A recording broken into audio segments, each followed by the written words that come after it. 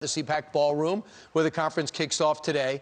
Most people are going to be looking forward to Pete Hegseth speaking, but other people are going to be looking forward to the president, Matt, speaking. And I have to ask you, do you think Stephen, after you spoke to the president, do you think Stephen Miller's outline is the outline the president's going to stick with? He's going to speak for over an hour, right?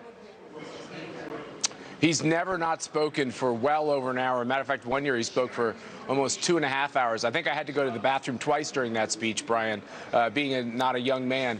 But, you know, I think the problem with what Stephen's job was the other day on Fox is trying to say what the president will say. My belief is one of the reasons why people admire and like the president so much and miss him is because he thinks about what he's going to say right up until he starts saying it. So I think he's talking to advisors, people he trusts, trying to ask, you know, where should I go with this speech? He knows it's a very, very important reset for him and for the country and for half the country and so many people who are here in this ballroom.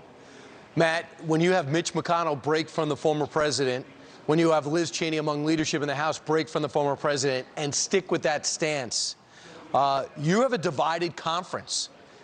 What can you do to bring it together? What is your message? Because I'm not sure there's enough spackle to do that. Well, I would say that CPAC has played this role, which I wouldn't have predicted, where when Donald Trump was coming down the escalator and basically into the we're going to listen to the guy and work with the guy. And that turned into him getting the nomination and him being this great conservative president. I think one of the reasons he was a great conservative president is because people like us didn't just immediately go on the attack like so many establishment Republicans did. And they didn't really ever like Donald Trump. They liked his policies, but then they thought they could kind of shove him off the stage. And my message to these establishment Republicans is you don't have to like Trump to love his policies, and you should love the millions of people he brought to this coalition. It's no longer about the elephant, Brian. It's not just about the Republican Party. It's Republicans, it's conservatives who are this big, big minority in this country, and then it's these new MAGA supporters who might not have the same perfect philosophy that every conservative wants them to have, but they were attracted to President Trump. They loved his policies. They animated our movement. This is now a coalition. I want to grow this coalition. Anybody who wants to shrink this coalition, I think is making a critical mistake. Right, and Matt's going to be also interesting because I know you're going to put Rush Limbaugh into the Hall of Fame, the Conservative Hall of Fame. You're going to have a great tribute to him because he meant so much to the Conservative Party and still does today. So everyone look forward to that speech, but there's a lot of great speakers there, too.